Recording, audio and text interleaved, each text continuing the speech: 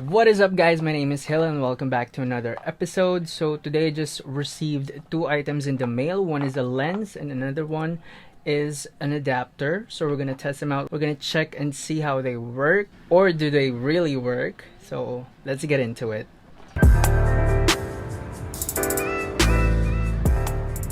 So as you all know, I've been using a manual lens ever since I decided to jump out of the kit lens for the Canon M100. I just thought that I'd be able to learn more with filmmaking and photography if I can manually control my focus. Just like in driving cars, it'd be sexier if people would find out that you're driving a manual car instead of an automatic. Bro, nice car! Is that a manual?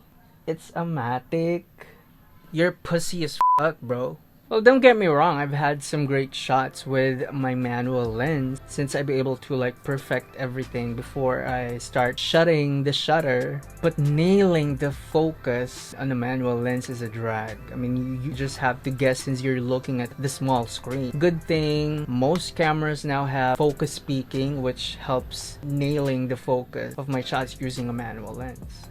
Most of the time I end up getting unusable shots whenever I try to shoot guerrilla style, when something interesting is about to come up and you wanted to take a picture of it, but then you're not able to because nailing the focus on a manual is really not an easy task.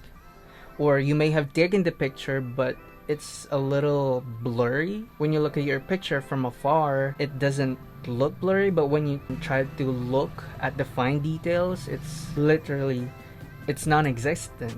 I mean, the details are non-existent.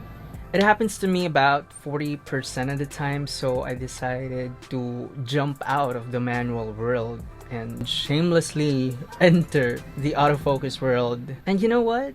It changed my life. So I purchased the Yongnuo 50mm f1.8, and it costs around 2,300 pesos, or roughly around 45 US dollars. So I don't want to get something fancy yet since I'm just testing the waters. I know the kit lens has autofocus, but I can't do that much due to the limiting aperture. I can't get shallow depth of field, or can't get that much blurry background with the kit lens. So now the lens is a little big for my petite camera. Right out of the box, you'd notice that the body is made out of plastic, which made it extremely lightweight. You can also see the toggle for auto and manual mode. Also, we got here the focus ring that has a rubber material around it. Now, this lens has a Canon EF mount, which means it fits most Canon DSLRs. Since I'm using a mirrorless camera, I had to purchase a separate adapter for it to fit on my M100, since the M100 has an EFM mount. The Canon adapter is a little expensive. It costs around 6,000 pesos. So I had to look for an alternative, and the one that I found was the Viltrox EF to EFM mount adapter. I had to look for an alternative since I'm just, testing the waters. Now, the adapter is pretty heavy outside of the box since all of its body is made out of metal. You can really feel that it's sturdier than the actual lens since the lens is made of plastic, and the Viltrox adapter is made out of metal that if you decide to throw it in someone's face, it's gonna hurt. It also has a removable tripod mount, which you can use if you're gonna attach bigger lenses. It helps in balancing the weight. So I asked Jason see if we could meet up, try to get to play with the lens. We decided to meet up at the Mall of Asia, but first we wanted to grab something to eat, so we decided to go to our favorite ramen place, which was Ramenagi. You know, we go here at least once a month. We try to, but you know, it can be a little expensive. As you can see, I'm just circling everything that I want. I have to make sure my ramen is extra rich. It has green onions. It's level 3 spicy. That's how I do it all the time. Also, I have to make sure that my noodles are extra hard. You know me.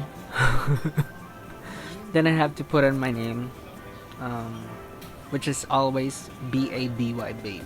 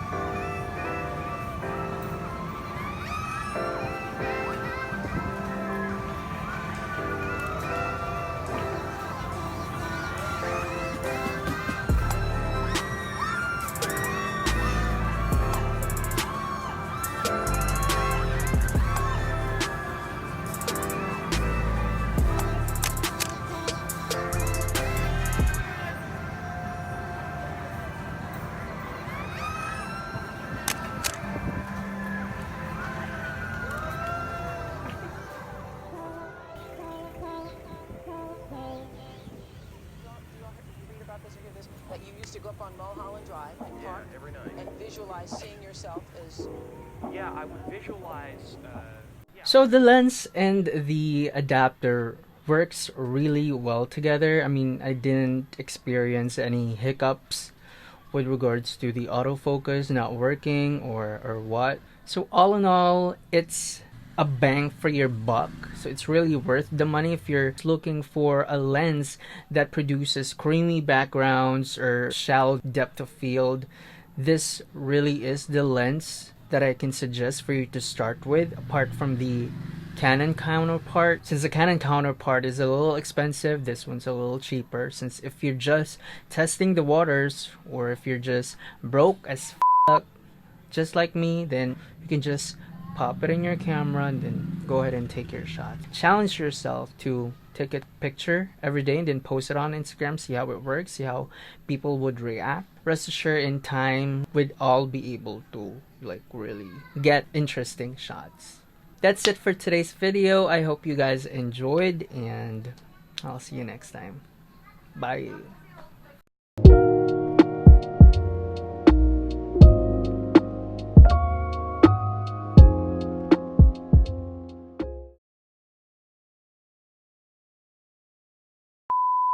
Which was the buck.